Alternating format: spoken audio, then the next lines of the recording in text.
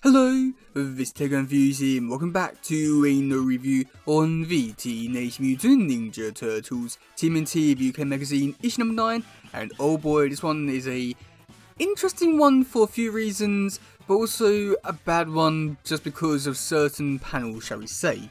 Now, this issue is an interesting one just because we do get to see Darius Dunn, and do already say anything more other than it's just Darius Dunn, and Darius Dunn is amazing, and he's in this issue, and yeah. And this one has to do with Darius Dunn giving plants seed to the turtles, and it's basically like zombie plants, which is an interesting thing, and I do think that the overall stuff we did do in the comic is interesting and good for the most part, and I think that this story is another one of those ones which suffers from the amount of pages it has, but I think we'll do a good enough job in it, so yeah. Okay, so first start off with Cody and Mars Splinter. They're in the penthouse in the garden, and that's when we do get to see Darius Dunn. He comes over, and he wants to make a peace offering with Mars Splinter. So he gives Mars Splinter some seeds, so that they can basically form a bond and stuff like that. And Darius Dunn is using this as a way to basically, destroy the turtles and Cody and stuff like that, so they can get a hold of O'Neill Tech. And, it's interesting, it's type of stuff that you would expect to see from Darius Dunn and his plans, and I think it works well enough. And also not to mention, it's Darius Dunn. So then shortly after that, we do get to see the turtles coming in, and I must admit here is a little bit weird, just because we do get to see Raph asking what Darius Dunn was doing with his man Cody, which is, I don't know what to really say about that. It's just something we should not expect to hear Raph say, but it works for the most part. But we do get to see Darius Dunn. He walks away because he doesn't want to be around them anymore, and that's pretty much it for that scene there. Now, next scene is the one which I do think is really weird, just because it doesn't really have anything to do with the actual main story whatsoever, and there are a little few panels in here which are just a little bit weird, shall we say.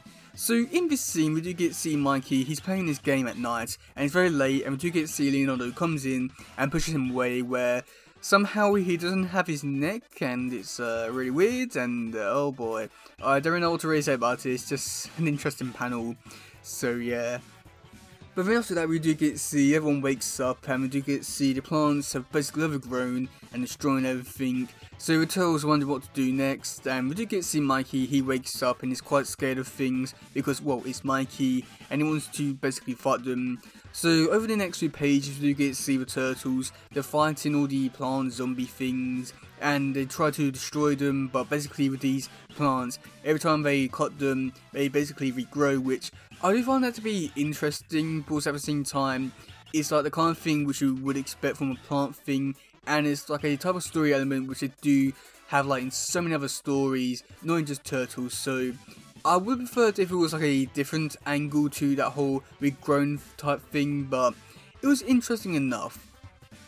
So after that, we do get to see the turtles come up with a bright idea to use Weed Killer to kill all the plants, but the only way to get down there is jumping off the building and going into the basement. So that's when we do get to see Mikey. He jumps off the building and skates down there. Well, we do get to see T-Rex Armor. He comes and tries to help Mikey, which, yeah, he's a bit useless, and it's really annoying just because T-Rex is a pretty interesting thing, but yeah, they don't do anything with him, so it's annoying, but yeah. But then we do get to see Mikey. He does save the day by putting all the Weed Killer into the sprinkler system, and it destroys all the plants. And that's pretty much it for the story. But I do have a little last bit here where we do get to see Cody ringing up Darius Dunn and telling them what's happened, and Darius Dunn is quite annoyed by it all and makes up another lie, basically like an alien gave him it, and the Earth's atmosphere is basically tampering with the seeds, which is a good enough excuse, I want to say. But then for the final panel, we do get to see the turtles, Mars Splinter, everyone to help, and that's pretty much what we do leave it off for this issue. Now overall, I do feel as though that this whole issue and story is a pretty interesting one, and one which I do definitely see working in line with the fast forward stuff and stuff like that. Now the artwork for this issue is interesting to say the very least, just because I do feel as though that for the majority of it, the artwork works really nice for this art style, where you can definitely tell that it is fast forward, but also at the same time it's definitely something different and something new, which I do definitely like. And this art style, I don't know, because I do enjoy the majority of it, and it's an art style which I would like to see again. But there is a few bits in here which I do definitely feel like there was a lot of flaws with this artist. especially when you do look at like the turtles' heads, just because like some angles it looks good, but then some angles it doesn't, and some of them they don't even have necks or chins or stuff like that, and it just seems like really weird for like the turtles. But it's like still funny to look at, but it's just really weird. But I do think that overall the artwork is like really nice, and it's like an artist which I would like to see come back and do some more toe stuff. But if it does come back, then I've got a feeling that people are going to rip his artwork to shreds just because of all the like inconsistencies with the heads and stuff like that. But it's an artist which I would like to see come back and do some more toe stuff. But overall, his artwork was enjoyable for the most part. I think that's like the nicest way I can possibly go around it. Now, the story itself is an interesting one, just because I do feel too that this whole story does work well for the fast forward stuff. Not to mention that Darius Dunn is in this issue, so I want to give it a bit more props and points there just because it's Darius Dunn, and oh my god, it's Darius Dunn.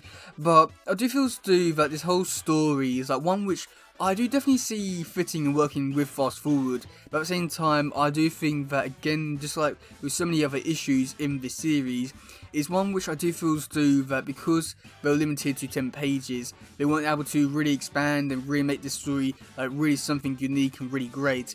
And it's really annoying just because I do see like there being like a lot of potential like with this kind of story, but because of the limitations which it did have, I can understand it, but it's just so annoying that they do have these limitations, and it could have been great.